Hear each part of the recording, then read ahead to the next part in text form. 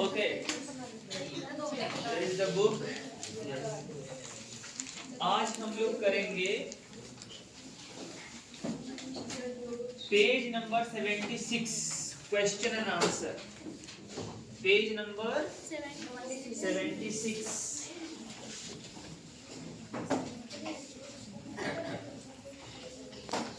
Revision में करेंगे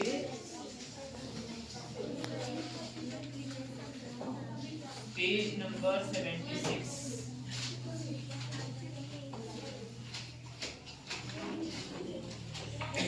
और कल जितने बच्चों ने स्टोरी सुना है, आज प्लीज आंसर बताना। मैं यहाँ पर सिर्फ आंसर लिखूंगा पेज नंबर 76 का। So at page number 76 we have 7 questions. Page number 7 पर हम लोग के पास 7 क्वेश्चन है। पहला क्वेश्चन है who were Jim and Della. Who were Jim and Della. Jim और डेला कौन थे? पति पत्नी। तो इसका आंसर क्या होगा? Jim and Della are husband wife. ठीक है, चलो हम लिखते हैं आंसर। एक एक आंसर को 2-2 बार पढ़ेंगे ताकि सबकी समझ में आ जाए। ये जे है, JIM। ठीक है, ये मैंने जे लिखा, सिर्फ आंसर लिख रहे हैं। तुम लोगों को जैसा हैंडराइटिंग आता है वैसा ही अच्छी तरह से लिखो। मुझे ऐसा आता है, हम ऐसा लिखेंगे, लेकिन हम बताएंगे। JIM, Jim and Della. DELL, Jim and Della are wife and husband. Are wife and husband.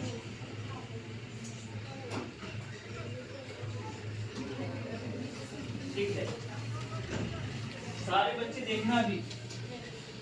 Jim and Della, DELLA, Della. Jim and Della are wife and husband. Jim and Della are wife and husband. This was the first question. ये पहला question था। Who are Jim and Della? So Jim and Della are wife and husband. Page number 76 पर है और मैं सिर्फ answer लिख रहा हूँ, और तुम लोगों को बुक से क्वेश्चन भी लिख लेना है और आंसर भी लिख लेना है। Jim and Della are wife and husband. अब क्वेश्चन नंबर 2 में आएगा। क्वेश्चन नंबर 2 में देखो क्या लिखा है। Who is the mistress of the home. घर की मिस्ट्रेस कौन थी? मतलब घर की मेन मालकिन कौन थी? डेला।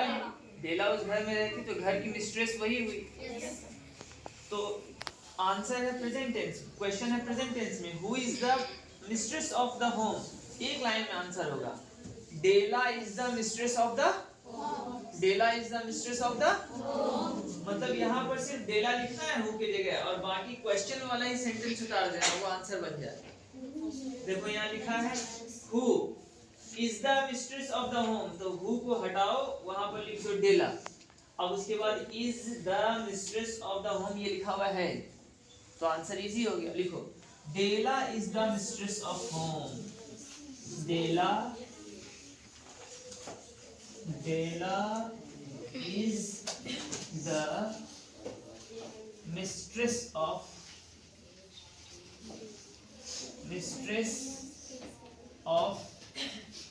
home. Dela is the mistress of home. Dela is the mistress of home. Dela is the mistress of home. Dela is the mistress of home. एक एक आंसर को हम 3 बार पढ़ रहे हैं ताकि तुम बाद में अगर वीडियो देखो तो पता चल जाए कि ये डेला लिखा है, कौन सा वर्ड क्या लिखा है। Della is the mistress of home. Della is the mistress of home. अब आते हैं हम लोग 3 नंबर में। 3 number What was the position of Dela in which she took pride? मतलब डेला के पास ऐसा क्या खासियत था जिस पर वो बहुत ही गर्व किया करती थी? उसका सुंदर बाल, ठीक है। तो हम लोग लिखेंगे क्या? What was the position of Dela in which she took pride? तो लिखेंगे she had beautiful silky hair, मतलब बहुत ही रेशम जैसे मुलायम बाल। She had, she means Dela, she had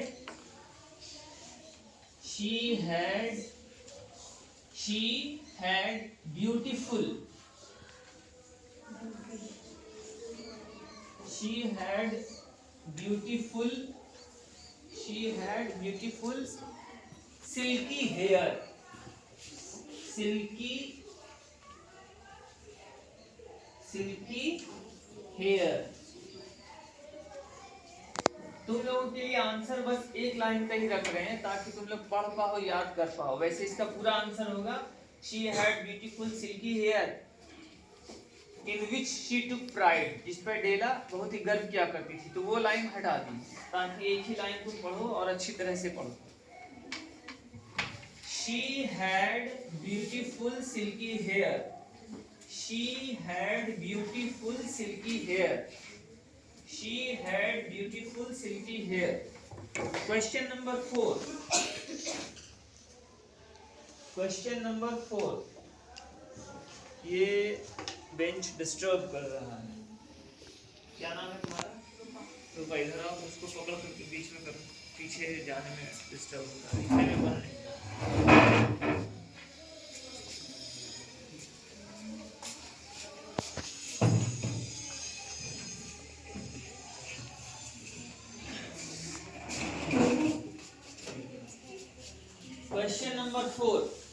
Question number 4 we have, what was the precious possession of Jim? मतलब gym के पास क्या ऐसा कीमती या खासियत वाला चीज था? क्या था उसके पास? Wrist watch. तो हम लोग लिखेंगे what was the precious possession of Jim। देखो, Jim had a golden wrist watch। Jim had, J-I-M, Jim had a golden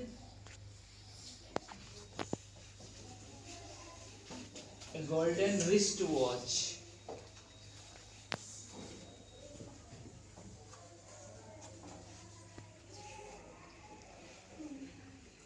Jim had a golden wrist watch। Now come to add question number 5। Why did Dela sell her hair? डेला ने अपने बाल को क्यों बेच दिया? क्योंकि उसे gift खरीदना था अपने हस्बैंड के लिए।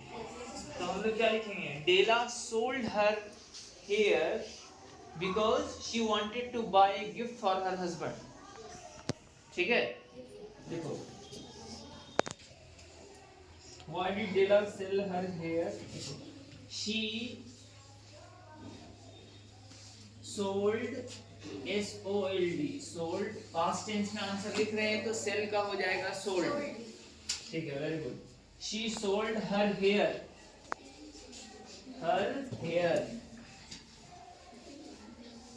Because she wanted to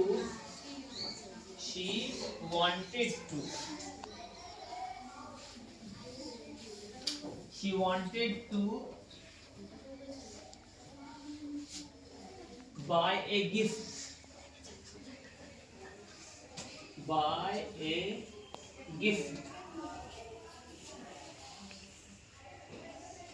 for her husband।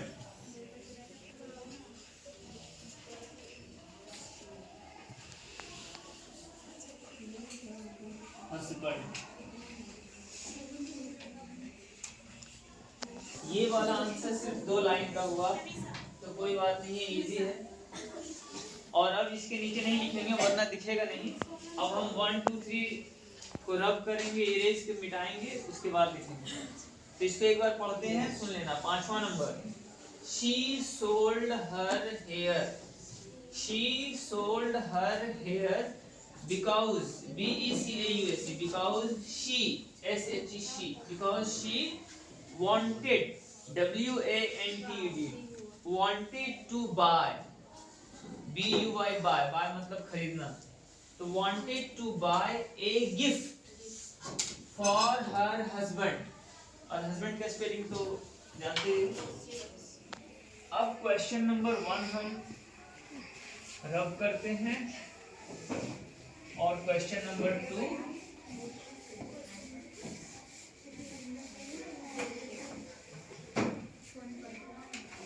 अब आते हैं हम लोग क्वेश्चन नंबर 6 में। क्वेश्चन नंबर 6 है watch was worthy of the watch, मतलब उसके हस्बैंड के पास जो घड़ी था, तो घड़ी जैसा ही कीमती कौन सा ऐसा गिफ्ट था जो उसके लायक था, क्या था?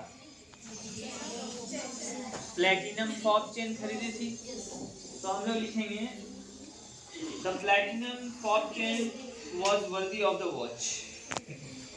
Platinum fob chain, platinum fob FOB, fob chain,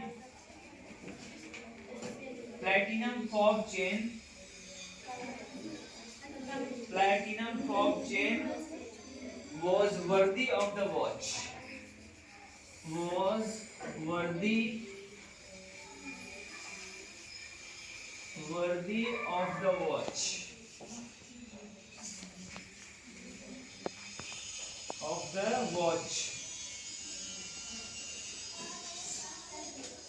platinum fob chain was the worthy of the watch, platinum PLATINUM, platinum fob chain CHAIN, platinum fob chain was worthy WORTHY, platinum fob chain was worthy of the watch. Now we have the last question, question number 7. Why did Sheila buy platinum fob chain?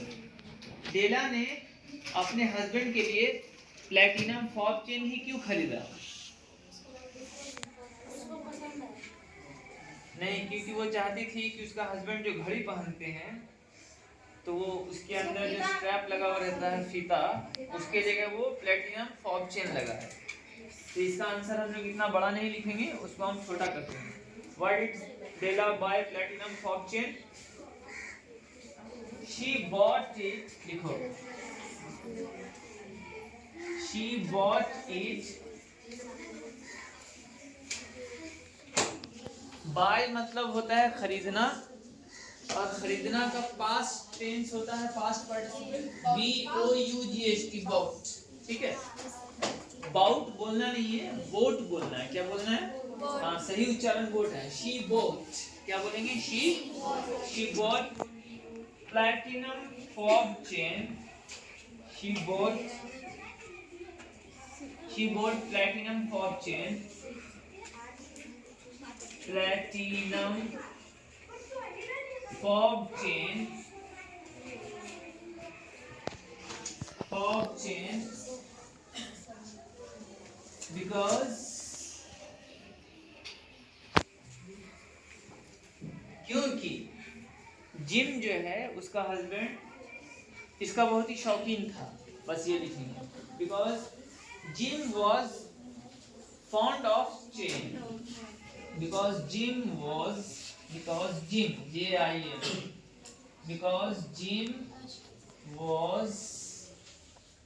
fond of, FOND, fond of के मतलब होता है किसी भी चीज का शौकीन होना। जैसे कोई आदमी महंगा कपड़ा पहनने का शौकीन होता है, किसी को अच्छा बाइक लेने का शौकीन होता है, तो शौकीन जो वर्ड हिंदी में होता है उसको इंग्लिश में बोला जाता है fond of. Because gym was fond of,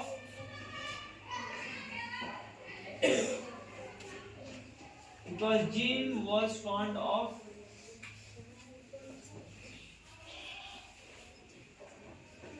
this chain, मतलब उस चेन का या दैट चेन। ये 7 क्वेश्चन आंसर हो गया। 7वां नंबर फिर से पढ़ रहे हैं, इधर ध्यान दो और यहाँ देखो।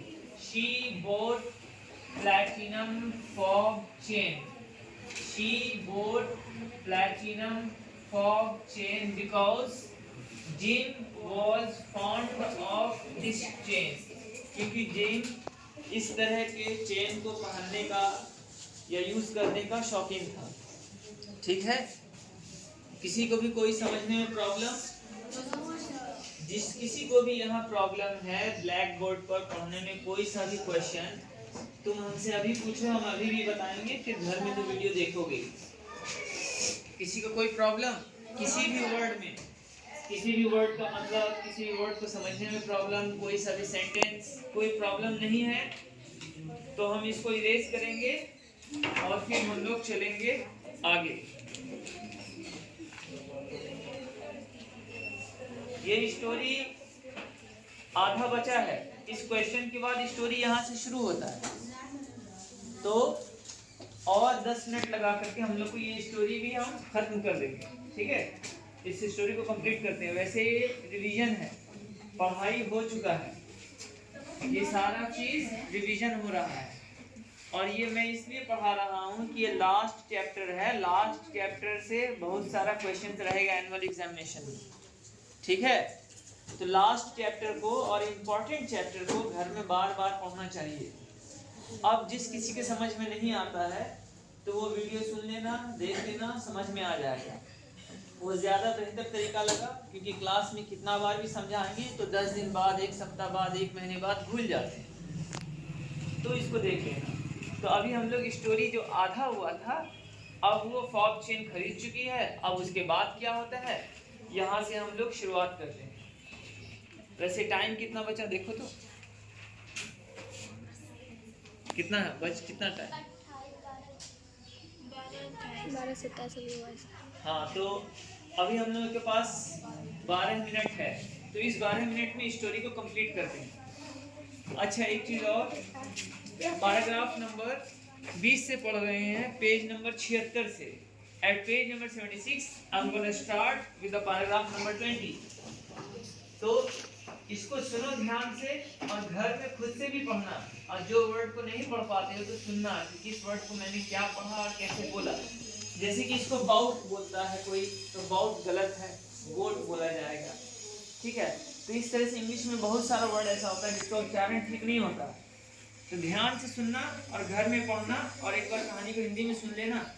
और ये इसका आंसर मैंने जानबूझकर एक एक लाइन का बनाया है खास तुम लोगों के लिए, कि कम से कम इतना भी लिख लेना, तो मार्क्स हम तुमको फुल देंगे। ठीक है, आंसर लॉन्ग हो सकता है लेकिन उसको छोटा चाहिए। ये आंसर ना ही तो तुमको किसी गाइड में मिलेगा, ना ही इंटरनेट पर मिलेगा, ना ही बुक में मिलेगा, ये अभी का सोचा हुआ आंसर, अभी दिमाग में आया कितना छोटा करना, छोटा कर दी। तो गाइड के पीछे, गेस के पीछे, इंटरनेट के पीछे, उसके पीछे नहीं भागना है, यहाँ तुम्हारे लिए हम कुछ सहूलियत कर रहे हैं। तो अब ध्यान से सुनना 10 मिनट स्टोरी, और फिर कल उस पर होगा। अब सारे बच्चे ध्यान से सुनो और कैमरा उधर फोकस करो, ताकि पता चले कि कौन कौन मेरा स्टोरी ठीक से पढ़ रहा है या नहीं, मतलब सुन रहा है या। अब उधर ही रखना है जब तक हम बोलेंगे, क्योंकि अब मेरी आवाज की जरूरत है। ठीक है, तो ध्यान से सुनना। ट्रेडिशन ऑफ गिविंग प्रेजेंट्स और gifts is very common on some occasions in every religion. लिखा हुआ है कि गिफ्ट देने का जो रिवाज है ये लगभग हर एक धर्म में पाया जाता है, और हर एक मौके पर कभी कभी लोग दिया करते हैं। जैसे शादी ब्याह, जैसे अभी किसी ने मुझे शादी का कार्ड दिया है, तो अब मैं इसके लिए जाऊंगा और गिफ्ट खरीदूंगा। तो ये किसी टीचर का ही है, ठीक है, हाँ जान ही रहे हो। तो हम लोग किसी न किसी मौके पर गिफ्ट वगैरह दिया करते हैं, तो ध्यान से सुनो। ए लड़के, आशिक, इधर ध्यान दो। Tradition of giving presents or gifts is very common on some occasions in every religion. For the Christians it is Christmas, for the Hindus it is Diwali, for the Muslims it is Eid etc. लिखा हुआ है कि लोग हर धर्म में हर मौके पर अपना त्यौहार गिफ्ट देते हैं। जैसे क्रिसमस का टाइम आता है तो क्रिश्चियन लोग देते हैं, सांता क्लॉज टाइप का एक लंबे दाढ़ी वाला सफेद रंग का वो आता है ना गिफ्ट देने के लिए, सांता क्लॉज जिंगल बेल वाला। हाँ, अब हिंदू धर्म में जब दिवाली आता है तो लोग उसमें गिफ्ट दिया जाता है। अब मुस्लिम लोगों के लिए जब ईद आता है तो उसमें भी दिया जाता है। Paragraph number 21। When Della reached home, her intoxication gave way a little to prudence and reason. She got out her curling irons and lighted the gas and went to work repairing the ravages made by generosity added to love.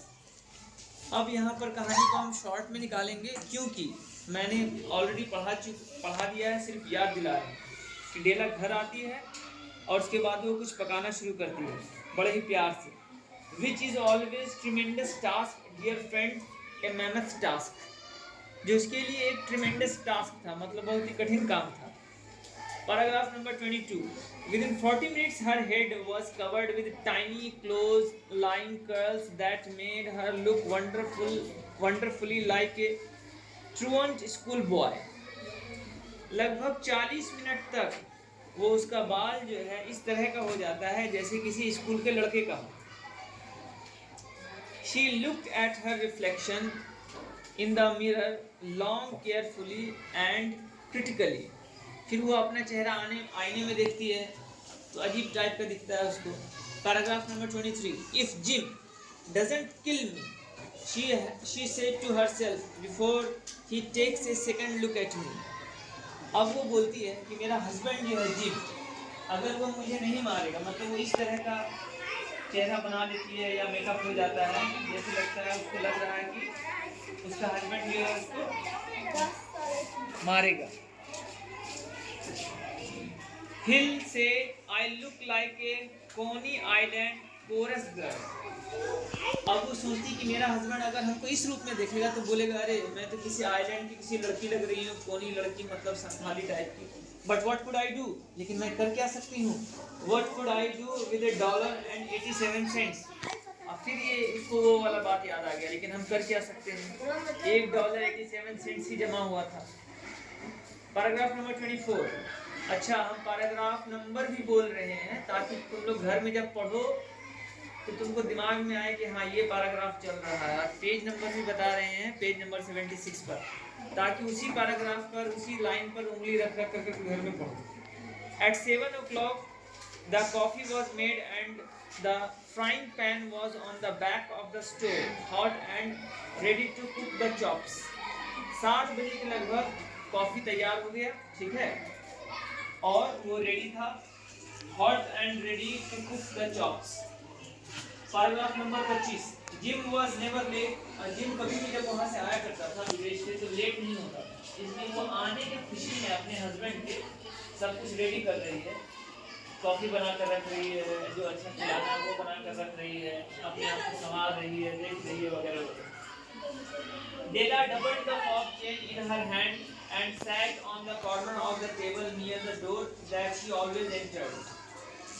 और डेला क्या करती है, double the fob chain जो लेती है उसको double करती है, मतलब अगर इतना लंबा है तो उसको डबल करके रखती है, दरवाजे पर ही बैठ जाती है, वो उसका हस्बैंड आएगा तो देखेंगे। Then she heard his step on stairway down on the first flight. Class चल रहा है यहाँ पर, चिल्ला क्यों है।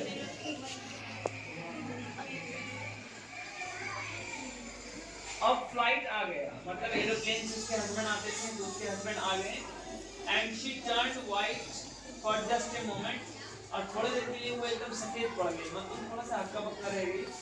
She had a habit of saying little silent prayers about the simplest everyday things, और वो हमेशा एक छोटा सा प्रार्थना करती थी भगवान से जब कभी भी उसका हस्बैंड आया करता था। And now she whispered please God make him think I am still pretty, और ये भगवान से ये प्रार्थना कर रही थी, हे भगवान मेरे हस्बैंड को मतलब ऐसा नज़र दो, या हम उसके नज़र के सामने ऐसा दिखें कि अभी तक हम बहुत सुंदर हैं। इस लाइन बुक में लिखा हुआ है कि please God make him think, मतलब मेरे हस्बैंड का सोच ऐसा बना दो, आई एम स्टिल प्रिटी, मैं अभी तक सुंदर हूँ। Paragraph number 26। Paragraph number 26। The door opened and Jim stepped in the closet. Looked in and very he looked thin and very serious. Gym आता है, एक सुनो, जिम आता है और वो देखता है कि ये look thin and very serious, वो पतला दिखता है, बहुत ही सीरियस गंभीर है. Poor fellow, he was only 22 and to be burdened with a family. He needed a new overcoat and he was without gloves. इस बार जब वो आया था तो पहले हमेशा की तरह एकदम सुंदर स्मार्ट बन के आया करता था, एक ओवरकोट पहनता था. इस बार उसके पास नहीं था. Paragraph number 27. Jim stepped inside the door as immovable as a setter at the scent of quail. His eyes were fixed upon Della. जैसे वो अंदर आया वो अपनी वाइफ को देखा and there was an expression in them that she could not read and it terrified her. It was not anger, not surprise, not disapproval, no horror, nor any of the sentiments that she had been prepared for. He simply stared at her fixedly with that peculiar expression on his face. पहले जब कभी उसका husband आया करता था तो खुश हो जाया करती थी, जाके गले से लग जाया करती थी, और इस बार कोई किसी तरह का कोई हलचल नहीं, एकदम ना ही खुश हो रही है और ना ही चेहरे का एक्सप्रेशन चेंज हो रहा है. तो उसका हस्बैंड देख कर सोच रहा भाई ऐसा क्या हो गया. Paragraph number 28. Della rebelled and went for him. फिर डेला आगे गई. Jim darling she cried. अब वो अपने हस्बैंड को बोलती है don't look at me that way, कि जिम तुम मुझे इस तरह से मत देखो. I had my hair cut off and sold it because I couldn't have lived through Christmas without giving you a present. अब वो डेला बोलती है कि जिम तुम मुझे इस तरह से ऐसा मत देखो, क्योंकि वो उस लड़की का बाल इतना सुंदर था और घुटने के नीचे तक था, वो काट करके बेच चुकी थी. तो जैसे ही जिम आता है और उसकी वाइफ का बाल इतना लंबा था और देखता छोटा, तो वो हक्का बक्का रह जाता है. अब इसकी भी समझ में नहीं आ रहा है कि हम उसको क्या बोल. तभी जाकर बोलती है देखो टेंशन मत लो, हुआ क्या कि क्रिसमस का गिफ्ट तुमको देना था और उसके लिए मैंने जो है कि अपना बाल बेच दिया. ठीक है, अब सुनो आगे क्या होता है. It will grow out again. बाल ही है ना, ये फिर से दोबारा उग जाएंगे. You won't mind, will you? I just had to do it. My hair grows awfully fast. Say Merry Christmas, Jim, and let's be happy. You don't know what a beautiful, nice gift I have got for you. चलो तुम मेरे बाल पर मत जाओ जी, या उस पर गुस्सा मत हो. ये देखो कि हम बाल बेच के तुम्हारे लिए कितना अच्छा गिफ्ट खरीदे हैं. बस खुश हो जाओ और मेरी क्रिसमस बोलो, हैप्पी क्रिसमस बोलो. Paragraph number 30. You have cut off your hair, asked Jim laboriously, as if he had not arrived at the patent fact yet when after the hardest moment later. अब जो है gym उसको बोलता है अरे तुमने अपना बाल क्यों कटवा लिया. जिम उसको क्या बोलता है, तुमने अपना बाल क्यों कटवा लिया. और 5 मिनट, तुमने अपना बाल क्यों कटवा लिया. Cut it off and sold it, said Della. Don't you like me just as well? Anyhow, I am me without my hair and tie. अरे तुम मेरे बाल से क्या करती थी, क्या बाल नहीं है तो क्या, मैं तो डेला ही हूँ तुम्हारी पत्नी. और दोनों में ये इस तरह का बहस हो रहा है. 32 paragraph number. Gym looked about the room curiously. अब जिम जो है रूम देख रहा है कि भाई क्या हो गया. 33 paragraph number 33. You say your hair is gone, he said with an air almost of idiocy. 34 You needn't look for it, said Della. It's sold, I tell you, sold and gone too. It's Christmas Eve, boy. Be good to me, for it went for you. Maybe the hairs of my head were numbered. She went with a sudden serious sweetness. Shall I put the chops on Jim? अब वो बार बार बोलते कि देखो बाल पर गुस्सा मत करो, उसको खिलाने में अब उसको खुश करने में लगी. Paragraph number 35. Out of his trance, Jim seemed quickly to wake. He unfolded his Della. For 10 seconds, let us regard with discreet scrutiny some inconsequential object in other direction. $8 a week or $1 million a year. What is the difference? A mathematician or a witch would give you the wrong answer. The Maggie brought valuable gifts, but that was not among them. This dark assertion will be eliminated later on. तो मतलब gym के मन में जो ख्याल आ रहा वो सब बात यहाँ लिखा गया है कि भाई ऐसा क्यों हो गया, क्या हो गया. 36. Jim drew a package from his overcoat pocket and threw it upon the table. अब जिम अपने ओवरकोट में हाथ डालता है और एक गिफ्ट का पैकेट वो निकालता है, क्योंकि जब वो आता था तो वो भी अपनी वाइफ के लिए गिफ्ट लाता था और उसकी वाइफ भी तैयार रखती थी गिफ्ट. अब देखो क्या होता है, जिम निकाला गिफ्ट और टेबल पर ऐसे फेंक दिया. सर 37. 30 मिनट हो गए. अभी 5 मिनट और रहने दो, 35 मिनट्स होगा. 37. Don't make any mistake, girl. He said about me. I don't think there is anything in the way of haircut or shave or shampoo that could make me like my girls any less. But if you unwrap the package, you may see why you had me going white at first. अब उसका husband बोलता है, देखो बाल काटने पर भी तुम डेला ही रहोगी और बाल नहीं भी काटोगे तो डेला ही रहोगी, लेकिन तुम मैंने जो गिफ्ट अभी दिया ऊपर टेबल पर वो खोल करके देखो, तब तुम्हारे समझ में आएगा कि मैं तुम्हारे बाल कटने पर इतना उदास या इतना अचंभित क्यों. अब देखो क्या होता है.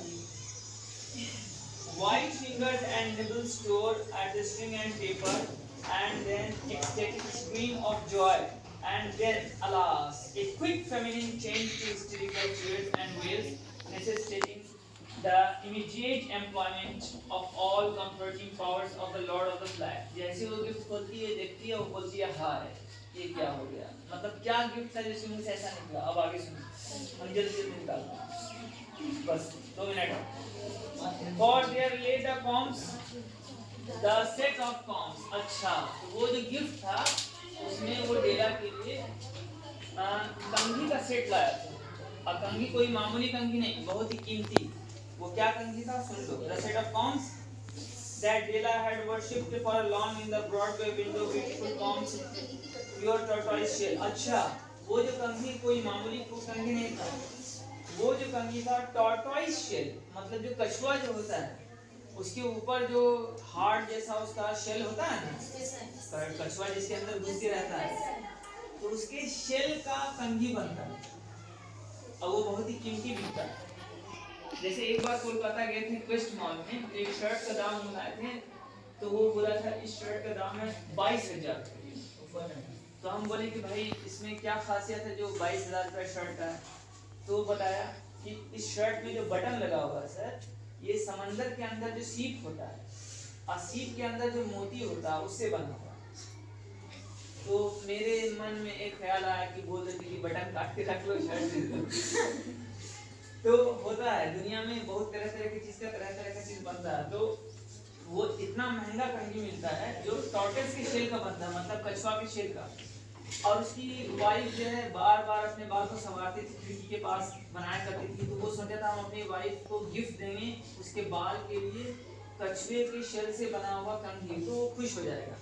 तो यहाँ दोनों में प्यार देखो, वो उसके लिए कि मेरा हस्बैंड को घड़ी पसंद है तो उसके लिए ये अपना बाल बेच दी, और जिस बाल के लिए वो गिफ्ट लाया था ये क्या कहते हैं, हाँ कंघी, कछुए के शेल का, वो बाल ही बेच दी. तो जो जिसके लिए लाया वो चीज रहा नहीं. समझ में आया बात? yes, और वो जो कंघी बेच करके लाया है, कहानी के आखिर में है, अब उतना पढ़ेंगे नहीं क्योंकि टाइम हो गया है, कि वो जो लाया था तो वो अपना घड़ी बेच करके, जिस घड़ी में जो फीता लगाया कि वो सोने के चेन वाला, वो बेचारा लाया घड़ी बेच करके कंघी, और ये बाल बेच करके लाई घड़ी. आज के लिए